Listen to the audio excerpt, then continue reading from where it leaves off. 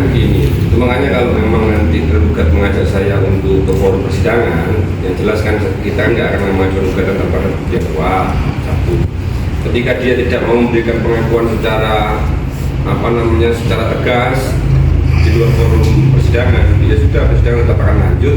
Kepentingan saya hanya untuk memperjuangkan bahwa hak-hak Reza ini sebenarnya kan masalah konsep hak waris ya, bukan apa ya, karena ini kan anaknya Dinda ini kan dua kan, yang selama ini terekspos cuma satu kan. Itu makanya sebagai salah satu dia yang punya hak secara waris yang juga sifatnya asasi dan dilindungi oleh undang-undang, itu yang akan saya perjuangkan. Dan insya Allah kalau dalam konteks itu ya sudah, saya yakin kemungkinan persentase menang itu sudah di atas 90% kan begitu, yang memang sudah seharusnya itu, tetapi bukan soal materi sebetulnya, teman-teman yang harus ketahui itu.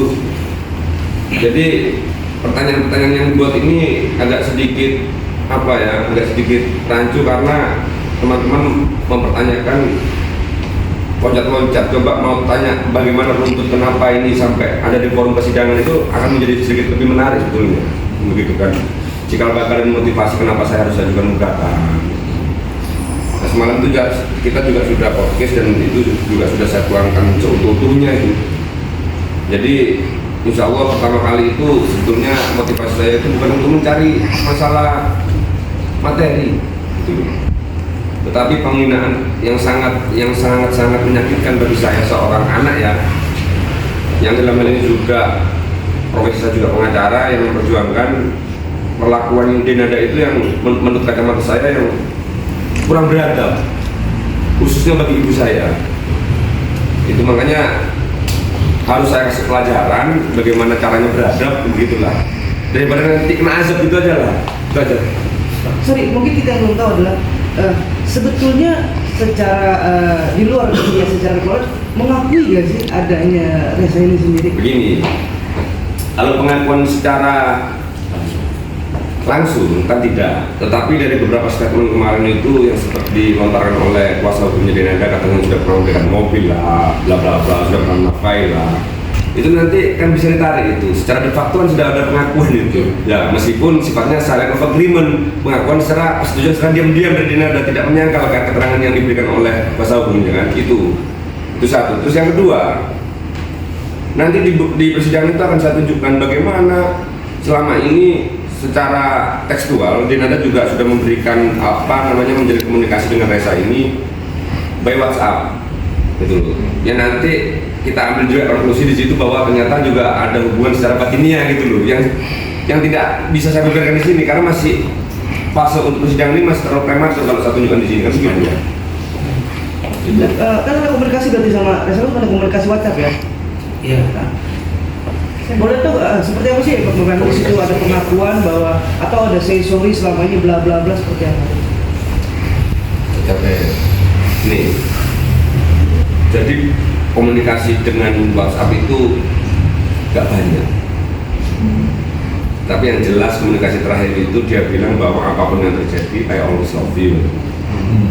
Ya kalau begitu yang saya jangan tanya bagaimana penilaian masyarakat, jangan, monggo nanti dengan publik yang menilai ya kan, itu aja saya serahkan. Tapi kalau dia nanti mau mengajak soal pengakuan secara pure ya kan, ya kemajuan teknologi kan sudah ada ini, fasilitas ini kan sudah ada, jangan sampai menarik ke sana. Lebih baik pengakuan secara tegas saja ya, sehingga saya tidak punya ruang untuk mempermalukan beliau gitu loh, karena ada penolakan semuanya ya toh. Lebih baik itu aja lah kalau saya sarankan itu. Kemarin tuh akan begini, saya ini bukan soal membedah aib ya, itu ya, ini karena motivasi awal itu adalah orang tua saya, ibu saya itu ya, di rumah itu didatangi polisi berseragam dan dilaporkan dan juga disomasi sama adiknya Dinda, namanya Muhammad, real mobil yang ibu saya nggak tahu apa-apa. Pertanyaannya, kok ibu saya yang dilaporkan? Begitu. Padahal yang pakai kan Reza, begitu kan? Nah, kebetulan karena fisiknya lemah, sakit-sakitan, telepon saya nangis, ya, nangis. Akhirnya saya ya selaku anak ya emosi. Ya sekarang siapa anak yang tidak sakit hati ketika ibunya begitu kan begitu. Nah, saya kontak secara persuasif kepada pihak yang menghormat ini, kenapa kamu ambil langkah itu? Kok tidak datang aja ke rumah menanyakan baik-baik, kok malah mendatangkan polisi dan menyuasi, kan begitu kan? Bagi saya itu langkah exit kan begitu. Kalau secara terang-terangan dia mau mengajak saya untuk bermain di ranah hukum, ya saya siap. Soalnya perkaranya kan panjang dari ceritanya kan. Itu makanya kalau saya buka, saya siap membuka dan akhirnya kalau kemudian mengakibatkan banyak potensial loss yang ditanggung mereka, kita sudah nggak ada lagi. Kita ini nggak punya potensial loss sudah. Karena potensial loss itu ada di pihaknya Dinada karena dia kan figur kan. Itu makanya jangan sampai kemarin itu potensial loss sudah menjadi beberapa itu menjadi aktual loss yang dirasakan Dinada ya. Itu makanya saya wah ini diajak ngomong baik-baik nggak ada, bahkan ketika sudah saya ajukan gugatan masih ada jeda waktu itu untuk menyelesaikan di forum yang lebih tertutup mediasi. Seharusnya kalau dia punya kebijaksanaan ambil kesempatan itu, malah tidak pernah hadir, malah pengacaranya memberikan statement yang ngawur bagi saya yang nggak rasional, masih belum bisa dapat akses komunikasi dengan Dinada lah. Yuk tanda tangan surat kuasa gimana caranya? Yuk punya itikat untuk hadir apa enggak, itu aja sudah kemarin itu. Karena saya baca, oh ini kita dipermainkan kan. Karena kalau bagi saya alasan-alasan yang ngawur itu merupakan penghinaan intelektual bagi saya. Itu makanya saya minta, saya langsung datang ke Jakarta ini untuk menunjukkan. Bahkan semalam saya podcast itu untuk memberikan keterangan secara runtut, logis, ya sistematis dan apa adanya, tidak pernah saya tambah dan nggak pernah saya kurangi.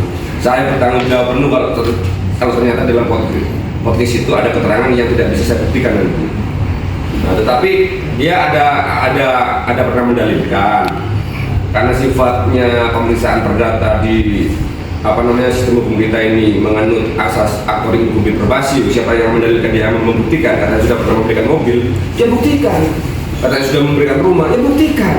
Gampang buktinya, sertifikat ada apa enggak, BPKB ada apa enggak, itu aja sudah. Itu makanya jangan bagi saya jadi orang yang jangan terlalu hipokrit lah. Kita ngomong apa adanya aja lah, ya toh. Jangan sampai merugikan orang lain dan si anak ini kasihan sekali gitu. Apalagi melihat secara faktual yang namanya jejak digital ini kan sudah dihapuskan. Bagaimana perjuangannya Dinada ini yang selama ini dapat framing sebagai ibu peri yang memperjuangkan anaknya yang luar biasa ya kan. Itu makanya dramatisasi itu kalau saya tarik garis lurus ke bawah dengan perkara ini menjadi ironis begitu. Itu makanya kawan-kawan bisa menilai. Cuma ya itulah yang saya sayangkan. Itu makanya ada sedikit juga pernyataan saya untuk Mbak Dina ini yang sebetulnya masih keluarga, tapi saya nggak kenal gitu loh. Karena saya gitu loh, saya nggak pernah diajak ngomong, nggak pernah ketemu gitu aja. Bahkan ibu saya aja 24 tahun dihitung ketemu, tapi kalau ngomong langsung nggak pernah. Katanya kan sudah menjalin komunikasi dengan baik. Apanya? Tanpa alasan yang saya nggak pernah minta uang, mobilnya kok nomornya diblokir. Nah, gitu loh. Itu makanya jangan tipu-tipu lah, gitu loh. Statement yang dimana nggak bisa dipertanggungjawabkan kemudian. Kalau di persidangan, dia harus membuktikan sudah ada jalinan komunikasi yang baik. Nanti tambah celaka sendiri nanti kalau ternyata nggak bisa dibuktikan kan begitu. Itu yang saya kemudian ya, tapi ya alhamdulillah saat di sini kan dibantu sama teman-teman Lukas ini kan untuk membuka tabir kebenaran kan. Itu makanya saya selaku pengacara yang pertama itu tujuannya untuk memperjuangkan hak-hak Reza ya, terlepas angka, terlepas momentum, kenapa kok baru sekarang itu.